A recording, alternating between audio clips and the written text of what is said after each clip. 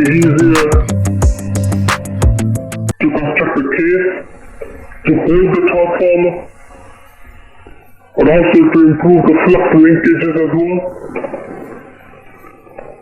This type of transformer, as we are looking at the pictorial representation of a shell type transformer, it looks like there is a little bit more air gap here.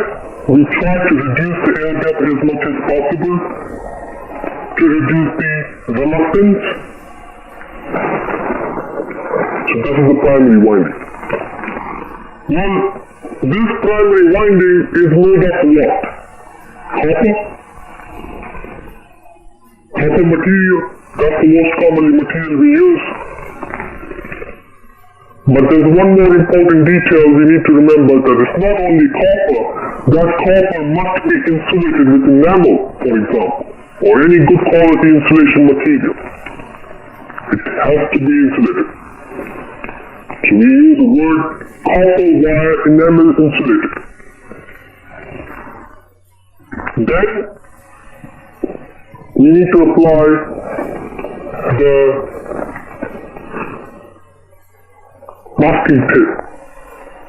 Now the question is, why you need to apply the masking tape? Well, it's to protect the winding,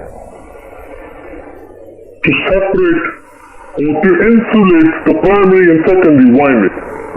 That's why we need to apply the masking tape.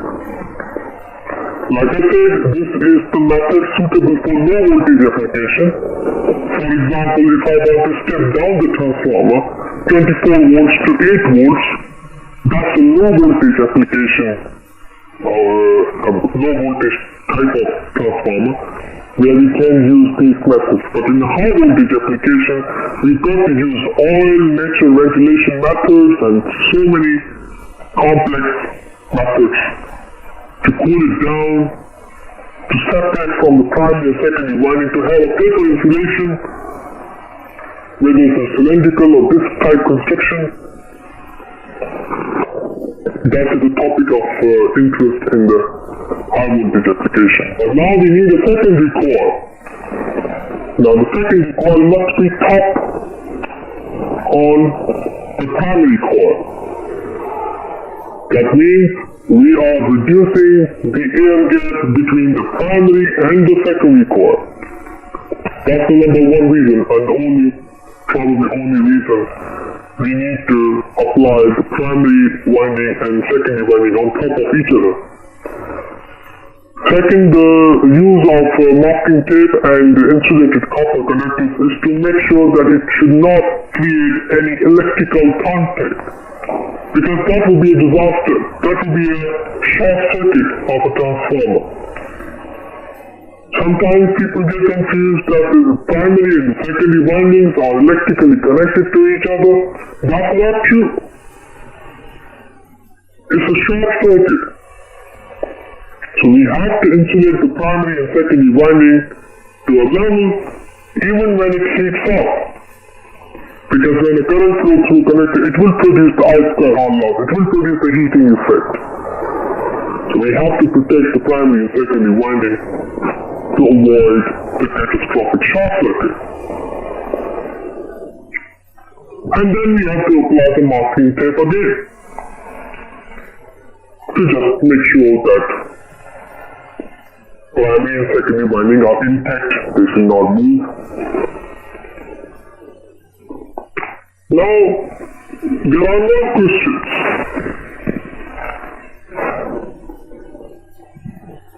Let us start with a number of questions that I think you might be asking. So the first question is, windings are made of what? It's made of copper wire. Why? Because it's cheaper. Do you think that the winding should be insulated? Yes. It should be enamel insulated. Why windings are wound on top of each other? To reduce the air gap, to reduce the leakage flux.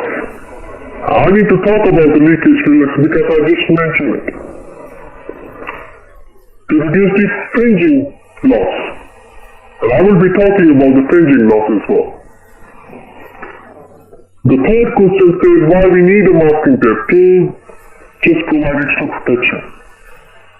If in the case the primary or secondary windings enamel insulation got melted up or some kind of cut up, then it may create a short circuit, so we just apply the masking tape to make sure it's protected. The fourth question that I come up with which is why we need the chlorine anyway? That's a very good question, by the way. Why we need this all formality? Well, number one, we need a material where we can wound the winding. That's the number one reason. We need a material. Number two, because of the pulsating MMF or pulsating forces, it would create the vibrations. So you need a material that can handle those vibrations.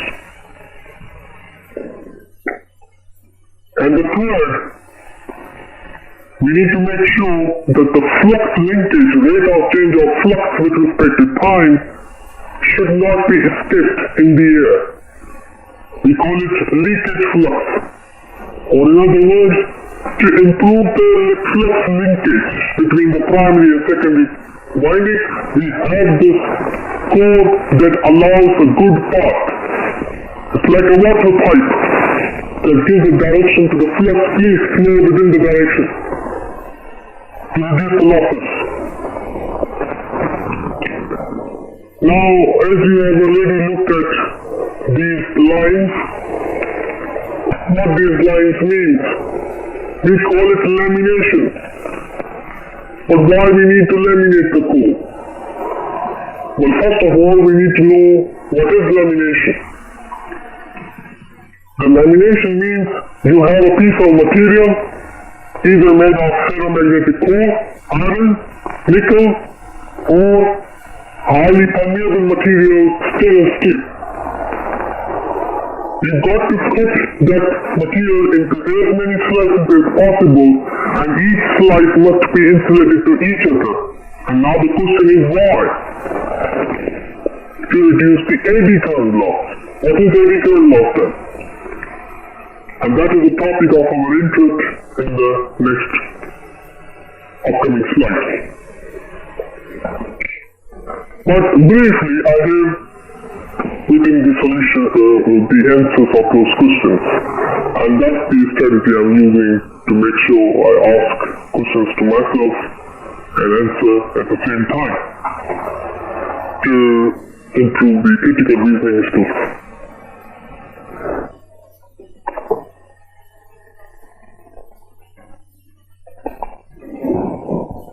Now obviously you will be thinking that there's so many losses going on here. The leakage flux, the fringing loss, the eddy current loss, the ice losses, and the material that it has to be made of is stainless steel, highly permeable. And there's a new term which is called hysteresis loss. So I need to talk about these things. So this transformer is not perfect because of the losses in a single phase transformer. Now we will be doing calculations more in detail in next semester, but I want to briefly mention, by taking advantage of this time, that we know what we're doing. I just want to mention that in the ideal transformer, none of these losses occur. It's like a 100% efficient engine.